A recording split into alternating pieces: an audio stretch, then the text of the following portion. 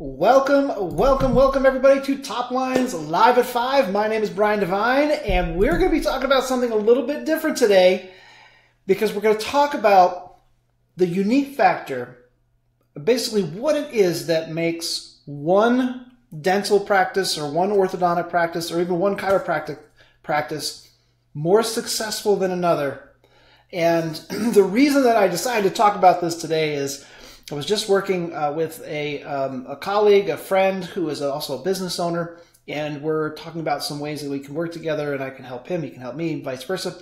And the goals that he's setting are incredible. In fact, to the point where he's looking to create $1 billion in sales. And I love having the opportunity to work with people like that. And what occurred to me is that when we work with dental offices, orthodontic offices, chiropractic offices, I have a unique insight. I have actually worked with or been inside of about 500, actually more than 500 different orthodontic and dental practices. Chiropractic, not as many, but dental practices, orthodontic practices, about 500.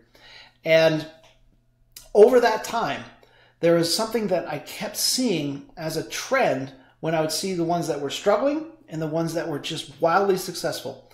And it was something that happened over and over again.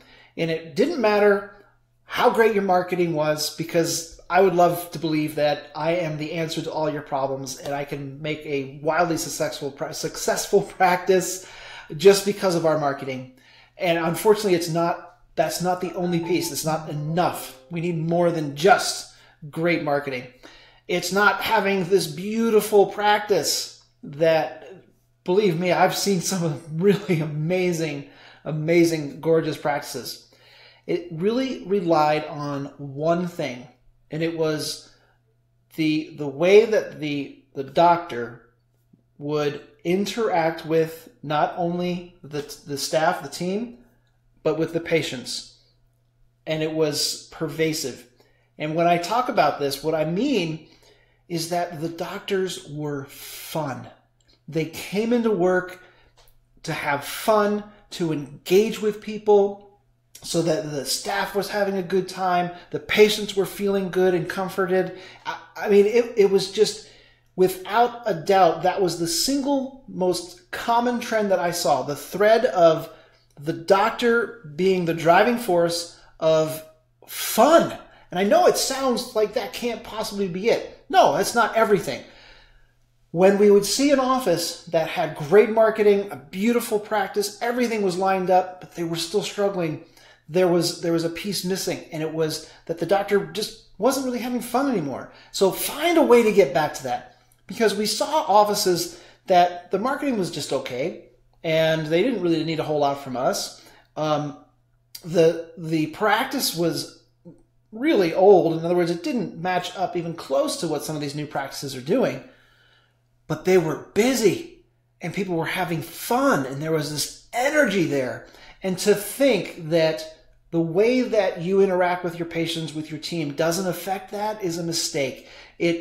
Again, after seeing so many offices and seeing this happen over and over again, where even in an area that was depressed, where things were slow, there's that one office that's not slow, that's just really doing well. And it's because of the energy of what that doctor brings to the office. Now, in some cases, not as many, but there were cases where there was an office manager, a treatment coordinator, someone in the practice who had that ability, who was just so vibrant, so engaging, that it made up for the doctor who maybe wasn't. So if you're that doctor who just, you just want to get to work, do what you're great at, and then go home, and that's really what you're there for, find somebody to hire, put them in front of your patients, get them involved in the team so that you can have that energy. It will be amazing what changes in your practice.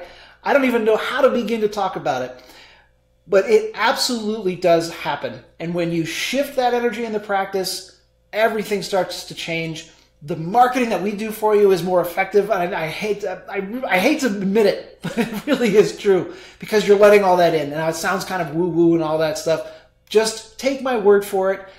Maybe even just every morning, try this.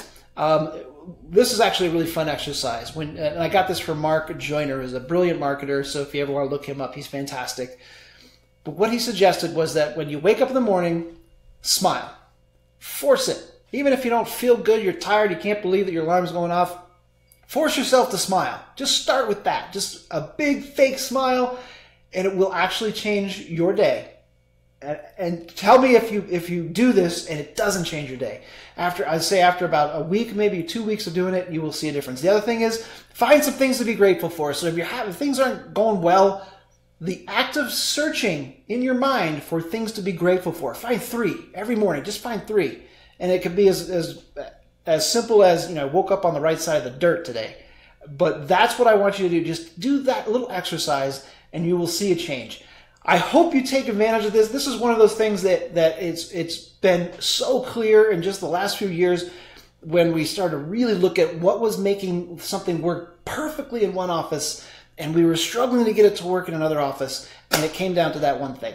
It was about the energy that either the doctor or one of the staff would bring to the practice. Now, I'll throw this out there too. If you have got a staff member that is just sort of the downer and just everything is terrible and is always complaining, you got to get rid of them. Or put them in the lab, maybe. If you have a lab where you can make sure that they never see anybody or talk to anybody, that's where they belong. But you can't put them in front of a patient ever. That is costing you a fortune. All right, I think that's it. Let me know what your thoughts are, your questions. How do you feel about this? Do you think I'm crazy? I want to hear it. So thanks again for your time today. I look forward to seeing you next time on TopLine's Live at 5. That's it for me.